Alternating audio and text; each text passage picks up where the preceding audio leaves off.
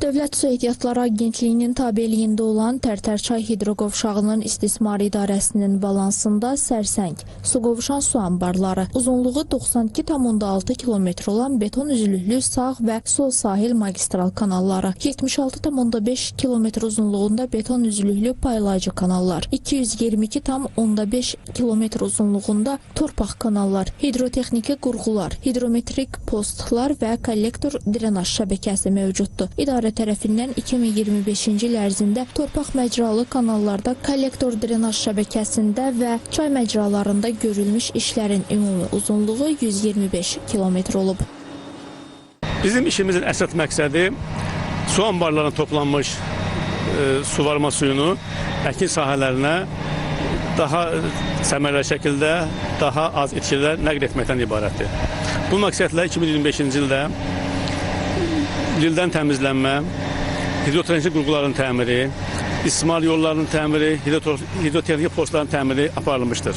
Hal-hazırda 2026 ilin yanvar ayından başlayaraq mexanizmlərlə də təmizləmə işləri aparılır. Hal-hazırda biz xan arxı üzərində mexanizmlərlə təmir işləri görürük. Tərtərçay hidroqovşağının istismar idarəsi tərəfindən kanallarda lildən təmizləmə işlərinin görülməsi nəticəsində suyun maneəsiz axını təmin olunub və su itkisinin qarşısı alınıb. Hazırda bu istiqamətdə meliorativ tədbirlər davam etdirilir. Bundan başqa sel və daşqınlara qarşı mübarizə tədbirləri istiqamətində çay məcralarının təmizlənməsi işləri də aparılır. Ötən il cari təmir hesabına 25 hidrotexniki qurğu, 24 hidrometrik post, 5 km istismar yolları təmir olunub. Bundan başqa beton kanallarda 3310 metr cari təmir, əl ilə lildən təmizləmə işləri 1200 kub metr, əl ilə kolkosdan təmizləmə isə 30 min kvadrat metr sahədə aparılıb.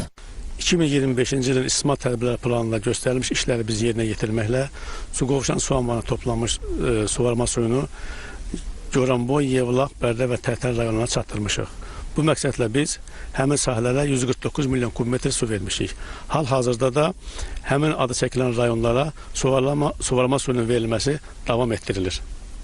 Qeyd edək ki, 2020-ci ildə Azərbaycan ordusunun şanlı qələbəsindən sonra su qovuşan su anbarı, sağ və sol sahil magistral kanalları erməni işğalından azad olunub. Bundan sonra sağ sahil magistral kanalının 5250 metr hissəsi və sol sahil magistral kanalı tam olaraq 22,4 km uzunluğunda əsaslı şəkildə və üzərində hidrotexniki qurğular təmir olunub.